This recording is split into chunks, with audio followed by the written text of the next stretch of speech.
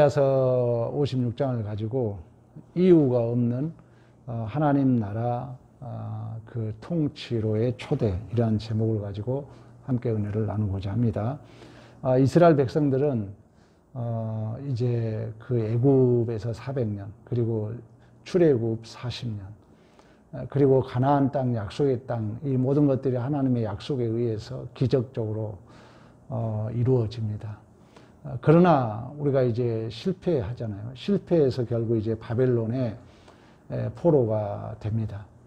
그럼에도 불구하고 하나님은 신실하심의 그 약속의 근거에서 이제 포로에서 기적같이, 우리가 이미 함께 나누었던 것처럼 마지막 바벨론 벨사살 왕이 그 조롱하고 있을 때 하나님이 고레스 마음을 감동시켜서 결국 그처럼 강대국이었던 바벨론이 70년 만에 역사의 종집을 짓고 고레스 칙령에 의해서 이제 이스라엘 백성들이 해방이 됩니다.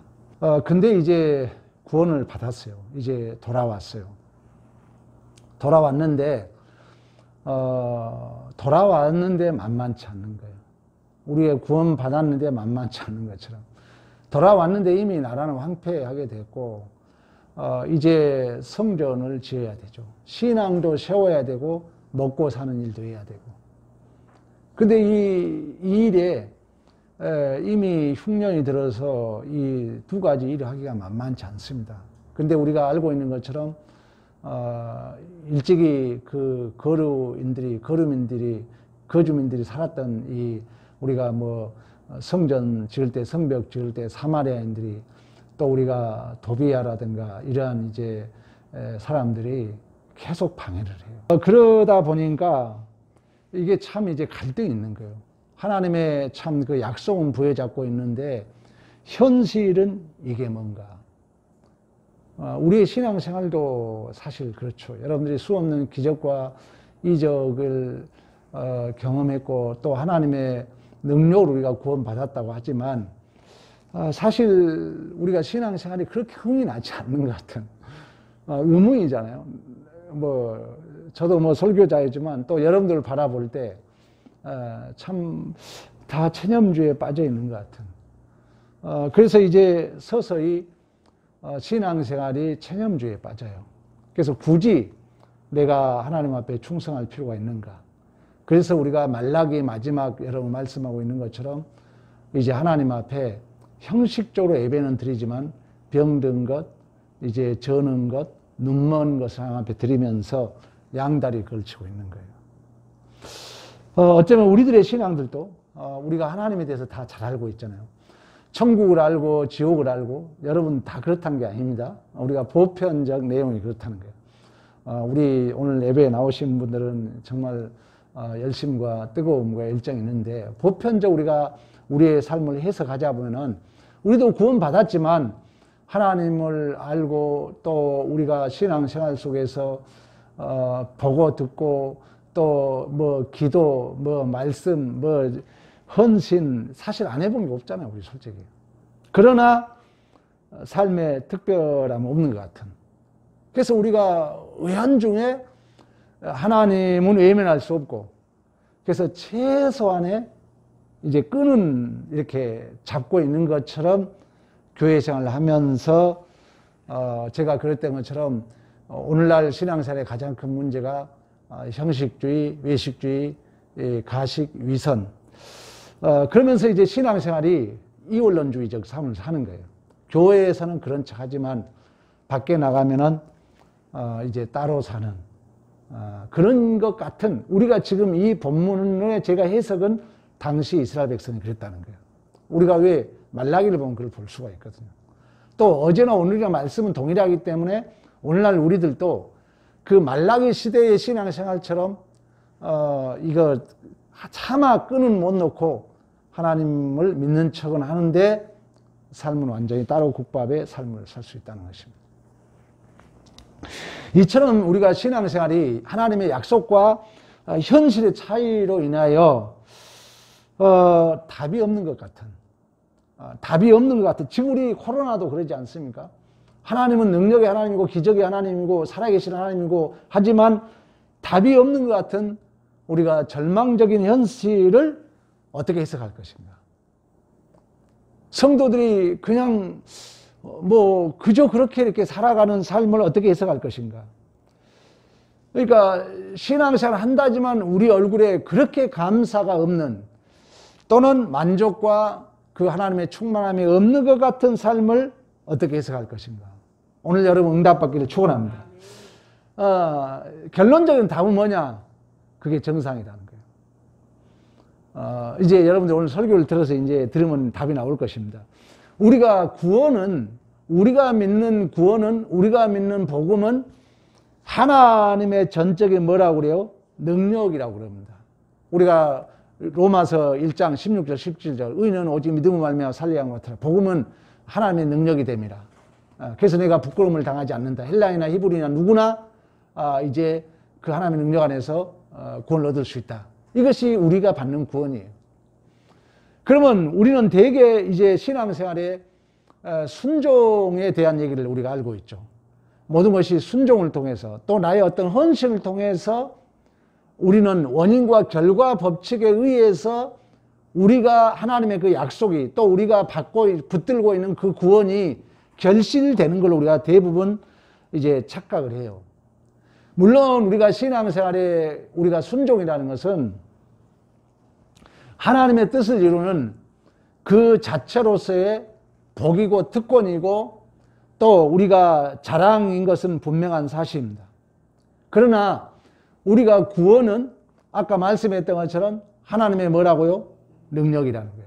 구원은 하나님의 은혜라는 거예요. 구원은 하나님의 믿음으로 받잖아요. 여러분 장로교 생활했다면 이것은 뭐 너무나 잘 알잖아요. 내가 노력해서 받는 게 아니잖아요. 내가 순종해서 얻어진 게 아니잖아요. 하나님의 전적인 능력이라는 거예요.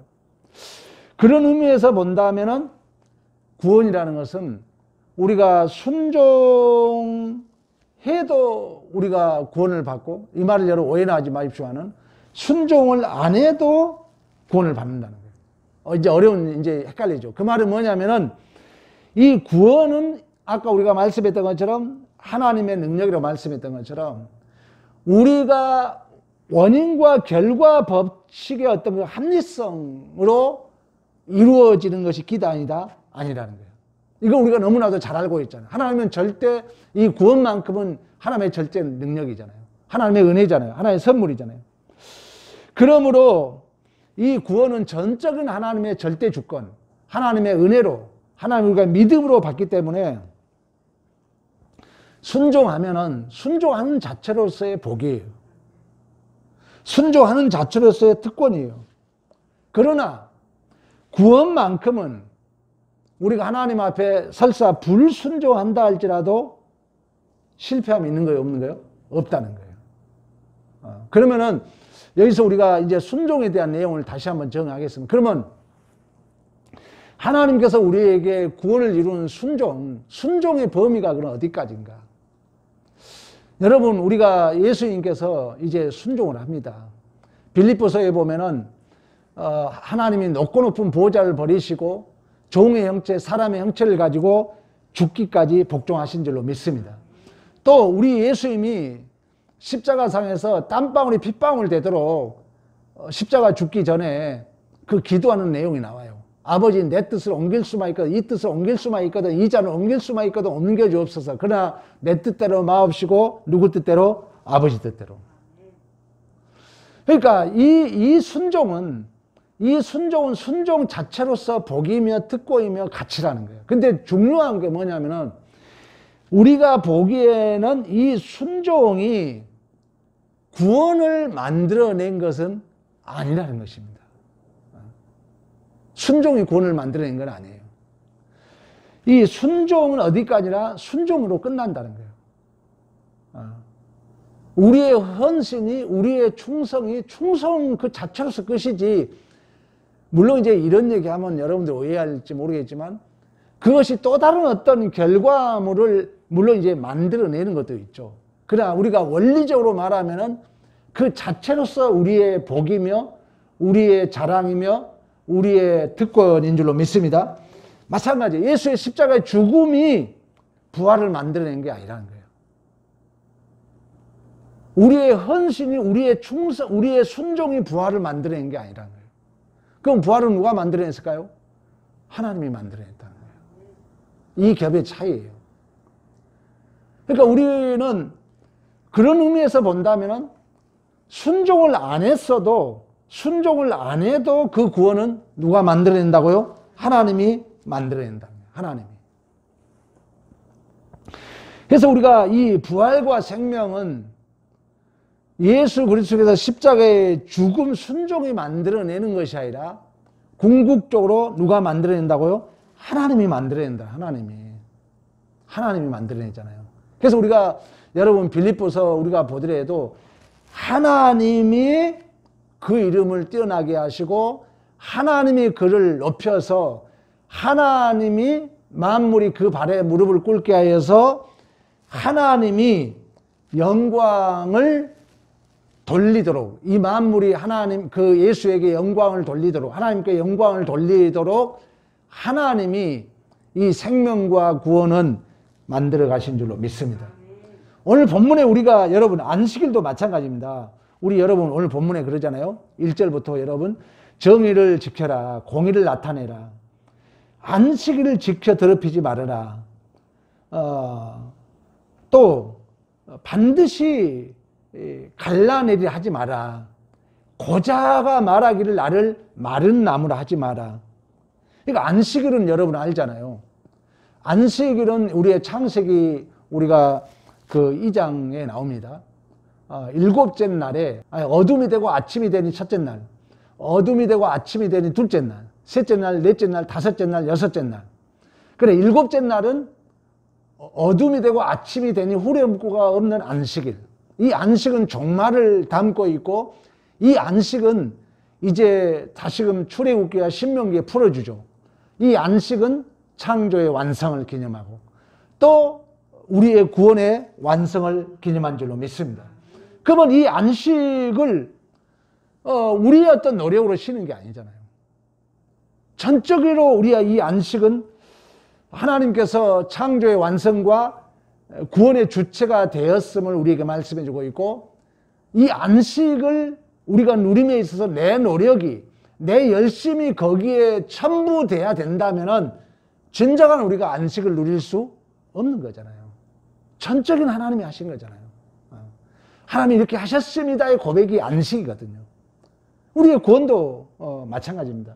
정의를 지키며 행하라, 안식일을 더럽히지 말아라. 이 말은 이제 하나님의 그 절대 주권, 하나님의 절대적인 통치 안에 이제 초대거든요. 또 우리가 3절에도 그런 얘기 하죠. 이방인도 고자도. 이것은 뭡니까? 조건적으로는 구원을 받을 조건과 자격이 있는 거예요, 없는 거예요? 없는 자들이에요. 3절에 그 얘기를 하잖아요. 하나님께 연합한 이방인은 말하기를 여호와께서 나를 그의 백성 중에 반드시 갈라내리 하지 말아라. 하나님은 우리의 조건을 보지 않는다는 거예요. 우리의 어떤 이유를 보지 않는다는 것입니다. 고자는 율법으로 말하면 태어날 때부터 뭐 잘못된 거잖아요. 그러니까 태어날 때부터 하나님으로부터 자격과 조건이 없는 자들도 하나님이 연합을 시키겠다는 거예요. 그러면서 4절에도 그런 얘기, 4절부터 우리가 7절까지 그런 얘기를 합니다. 안식일 지킨다는 것은 유대인들만의 특권이었잖아요. 유대인들 아니면 안식일을 지킬 수 없었잖아요. 우리는 이방인들이었기 때문에.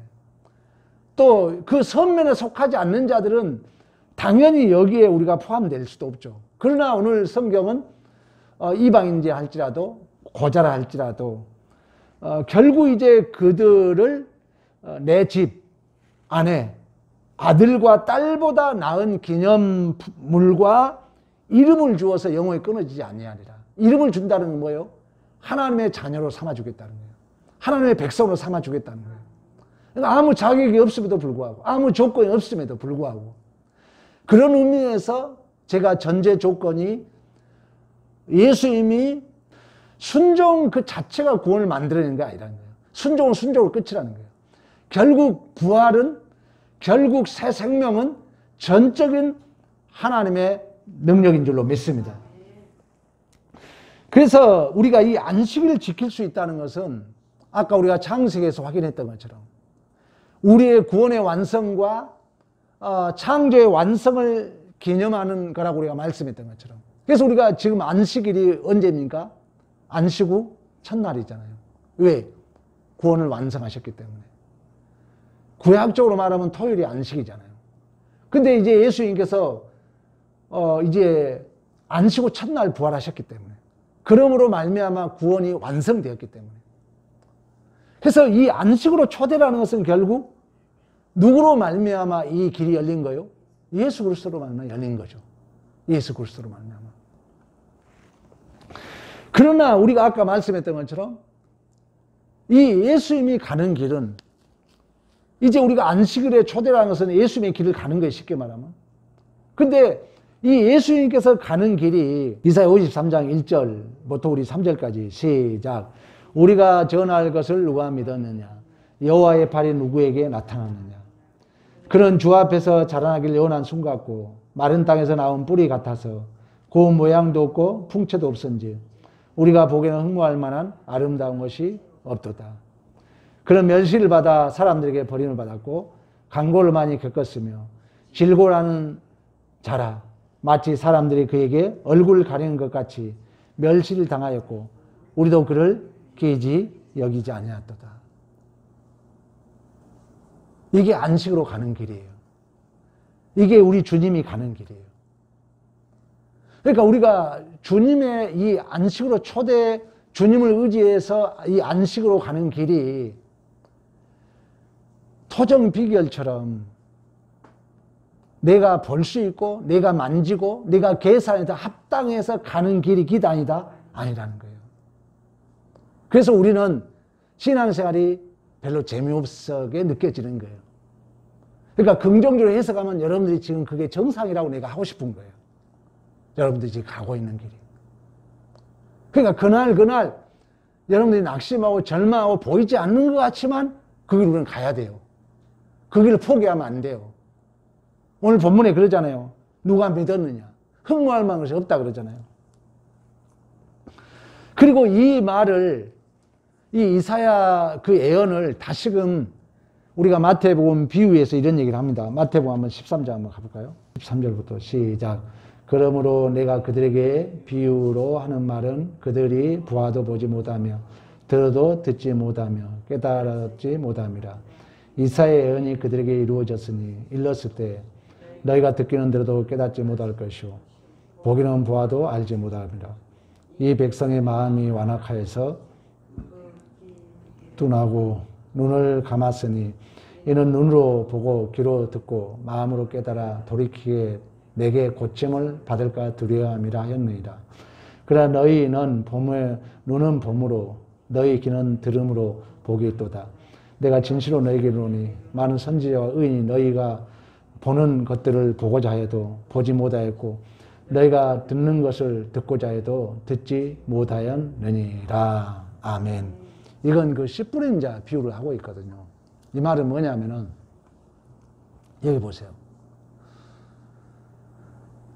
돌밭에 씨를 뿌리면 열매를 맺을 수 없는 것처럼 가시밭에 뿌리면 열매를 맺을 수 없는 것처럼 우리가 돌밭이라는 거예요. 쉽게 말하면. 그러니까 봐도 보지 못하고 들어도 듣지 못한다고 말씀하고 있는 거죠. 우리 스스로 열매를 맺을 수 없다는 거예요. 예수가 오직 예수만이 진정한 옥토가 되고 예수로 말미암만이 오직 우리는 열매를 맺을 수 있는 줄로 믿습니다. 오늘 본문 얘기예요. 그래서 이 옥토가 되는 조건은 우리가 이제 오늘 본문에 그러잖아요. 너희가 볼 수 있는 게 복이라 그러잖아요. 예수를 통해서 이제 보는 거예요, 우리가. 근데 이 예수님께서 가는 길이 아까 말씀했던 것처럼 여전히 예수님께서 가신 길은 우리가 이사야 우리가 53장에 말씀했던 것처럼 흠모할 만한 것이 없는 거예요. 누가 믿었느냐? 누가 보았느냐? 여전히 예수님은 순종의 길은 가기는 가지만은 부활과 생명과 구원이 보이지 않는 어떻게 보면 아무도 모르는 길을 간 것입니다. 우리 주님은. 여러분, 그래서 믿음에 대한 얘기를 자꾸 설명하잖아요. 믿음은 바라는 것 때문에 뭐요? 실상이에요. 보지 못하는 것의 증거입니다. 우리의 신앙생활도 마찬가지예요, 여러분.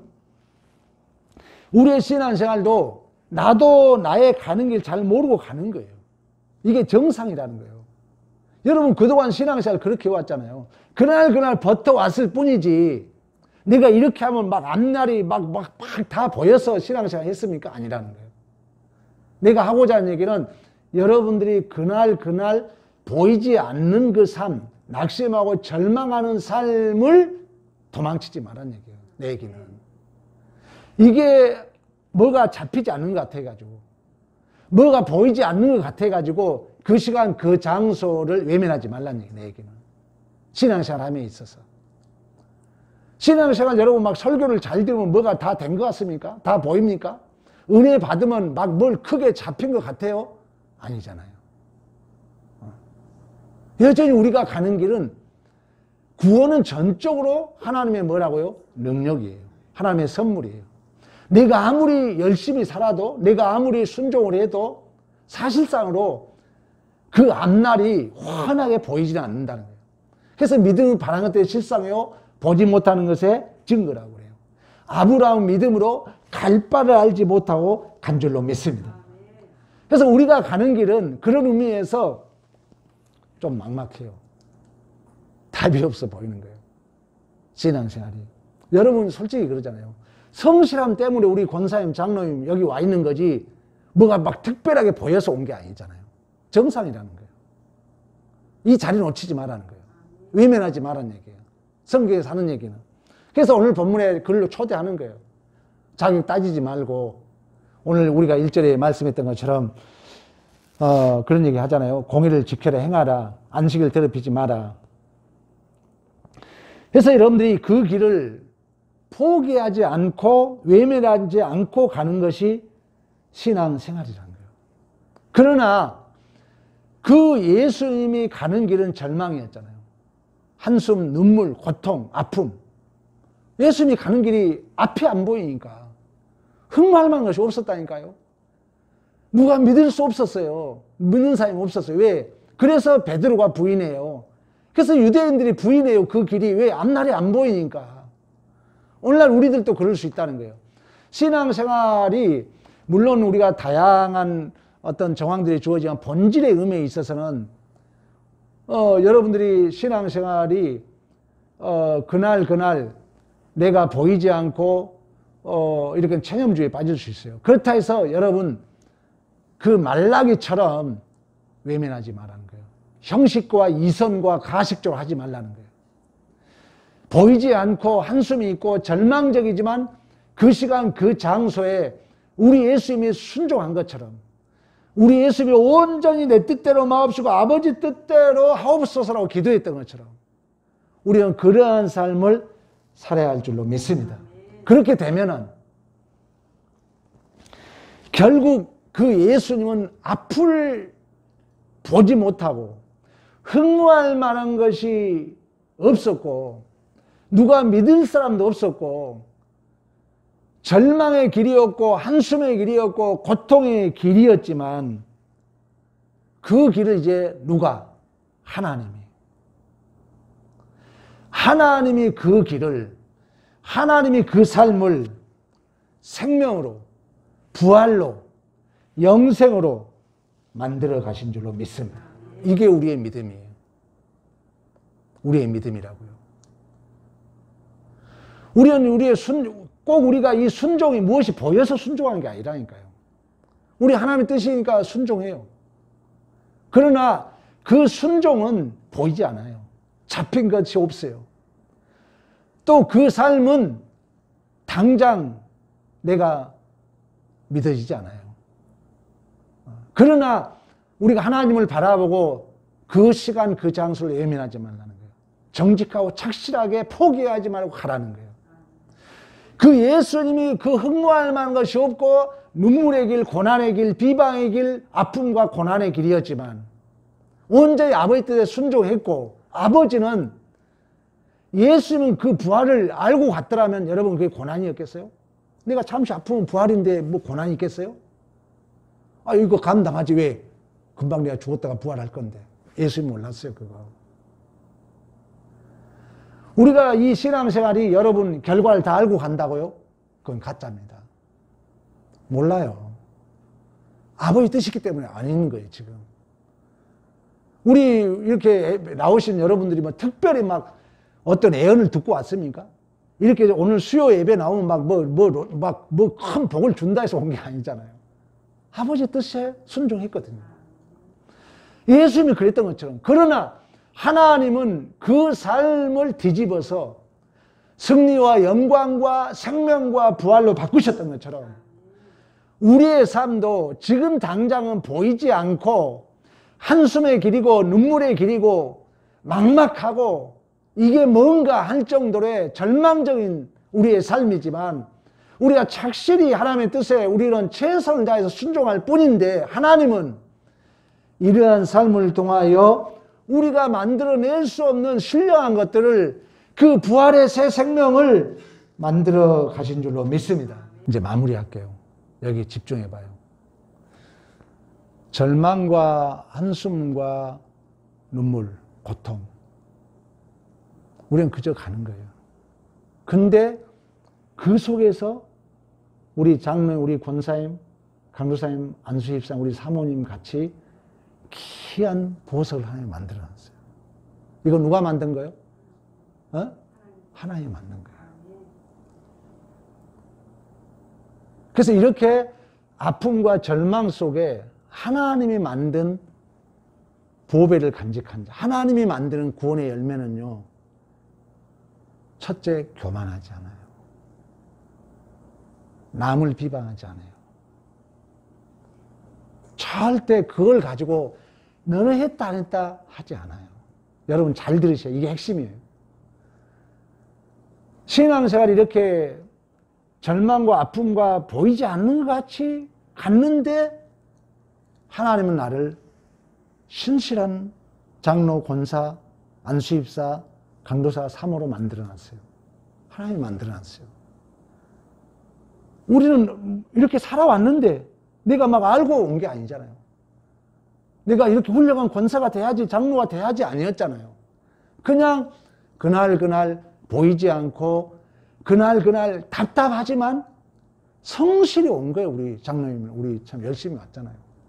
근데 하나님이 나는 내가 순종해서 만든 게 아니라니까. 하나님이 귀한 보석들을 내 안에 만들어놨어요.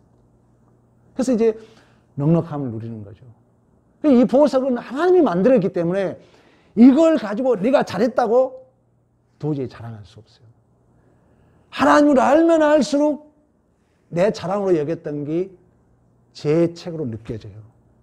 그러나 이러한 한숨과 절망과 아픔 속에서 하나님이 만들어냈다가 고백이 안 된 사람은, 이런 신앙이 뒷받침이 안 된 사람은 자기가 무엇을 예를 들면 용서했다, 자기가 헌신했다 하면은 누가 한 거예요? 자기가 한 거기 때문에. 그걸 가지고 모든 사람 잣대로 재고 다니는 거예요. 잘했니 못했니. 신앙이 아닙니다. 그래서 여러분 신앙생활이라는 것은 우리 예수님께서 아까 얘기했잖아요. 내가 죽고 나면 부활하겠지 알고 아니었어요. 우리는 그냥 순종이 끝이에요. 헌신이 끝이에요. 여러분들이 여기에 오는 게 끝이에요. 여러분이 와서 막 교회가 부흥되고 여러분이 와서 막 뭐가 잘 되고, 물론 우리가 이런 것도 이제 교회의 열심과 노력을 위해서는 필요해요. 그러나 본질적 의미는 여러분이 오는 걸로 끝이에요. 나는 하나님 뜻에 순종하는 것으로 그 복이에요. 그게 자랑의 특권이에요. 그러나 그 부활의 생명에 관한 그 사랑, 희락, 용서, 자비, 긍휼, 이러한 그 하나님의 하나님 되심은 내가 만들어낸 것이 하나도 없다는 거예요. 전적으로 하나님이 만들어낸 줄로 믿습니다. 그렇다면은 이게 항복된 자는 내가 어떤 걸 열매를 가졌다 할지라도 내 자랑으로 갈 수가 없어요. 겸손해요. 그리고 얼굴이 눈에 힘이 들어가지 않아요. 항상 웃고 있는 거예요. 그럼 우리가 내가 만들어내는 구원이 되면은 우리는 자꾸 이걸 가지고 남을 심판하게 하고 정죄하게 되고 그 얼굴에 넉넉함이 없습니다. 여러분의 삶이 우리의 신앙생활에 특히 코로나로 인해서 답이 없잖아요. 방법이 없잖아요. 못 모이게 하고 또 성도들도 안 오고. 그러나 하나님의 뜻이라고 생각하면 여러분 착실히 갈 뿐이에요. 착실히 그 시간 그 장소를 포기하지 않고. 그러나 우리 예수님이 그 길을 갔을 때 하나님이 그걸 뒤집어서 부활과 새 생명을 만들었던 것처럼 나는 그저 그 시간 그 장소를 착실하게 감당했을 뿐인데 하나님은 우리에게 내가 만들어낼 수 없는 신령한 것들을 만들어간 줄로 믿습니다. 이게 구원의 서정의 올바른 하나님의 절대 주권이에요. 그래서 우리는 감사한 거예요. 그런 의미에서 여러분들이 가는 길이 정상이라는 거예요. 당장 앞이 안 보이고 당장 손에 잡힌 게 없고 이게 뭔가 도대체 이게 신앙생활인가? 뭐 성도 몇 명 안 오고 이 길을 성경은 뭐냐? 그런 이게 뭔가 의심스럽고 절망적이고 환순적인 그 삶이 정상이라는 거예요. 문제는 뭐냐? 그 길을 포기하지 말라는 거예요. 이 자리를 포기하지 말라는 거예요. 핑계하지 말라는 거예요. 착실히 감당하게 되면은 분명히 하나님은 우리가 만들어낼 수 없는 신령한 것들을 만들어낼 것이며 그 결과로 오늘 또 여러분들은 이 자리에 승리자로 앉아있는 줄로 믿습니다. 이러한 믿음의 승리가 있기를 간절히 축원합니다.